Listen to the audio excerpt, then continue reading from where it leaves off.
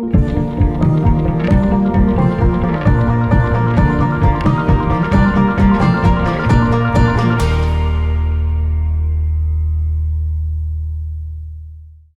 I'm going to try to make a long story short.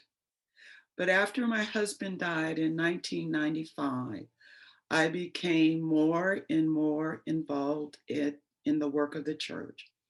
I started teaching Sunday school, disciple Bible study.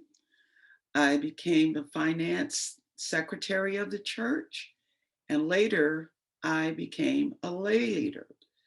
Um, I heard God calling me to do more and be more, and to become a pastor throughout my work in the church. But I thought it was my imagination running wild until my family and a coworker urged me to pay attention to my calling.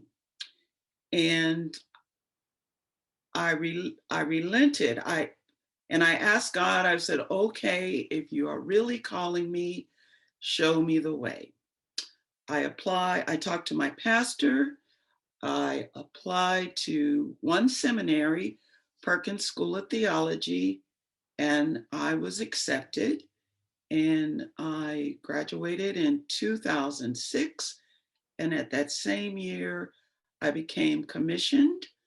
And in 2009, I became ordained.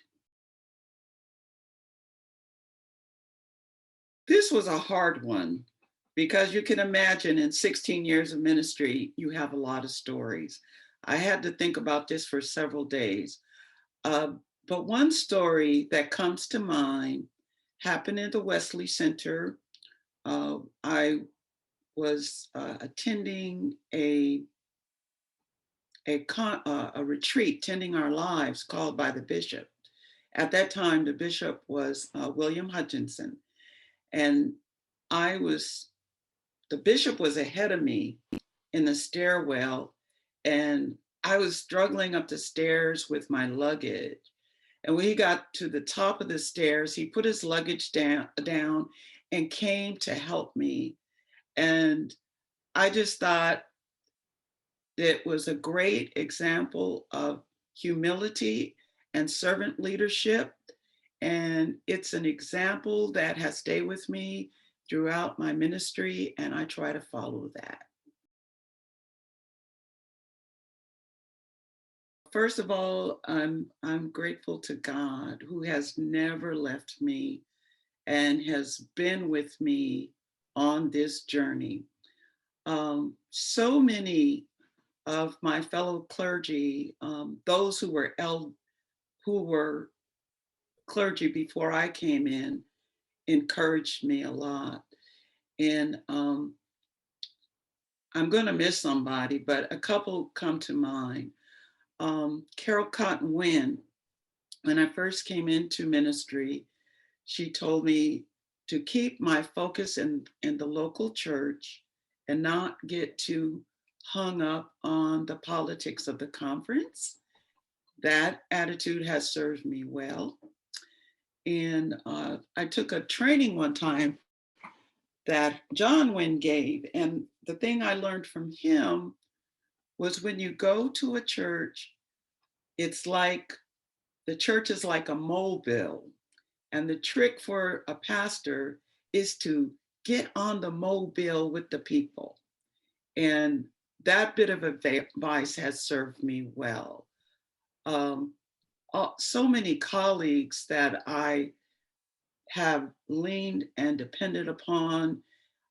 Reverend Anise Moses has always been a big help and support to me, and Reverend Darius, who's already retired, but she was a great example of determination for me.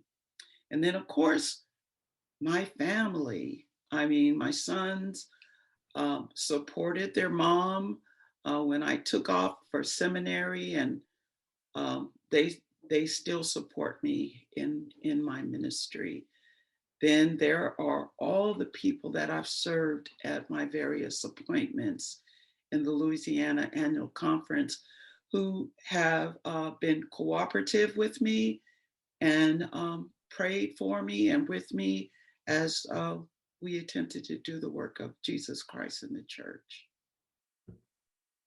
Oh, and I can't forget all the people of the Louisiana Annual Conference who have supported me, prayed for me. Um, it's my first visit at the annual conference made me think, wow, I really have to be a part of this.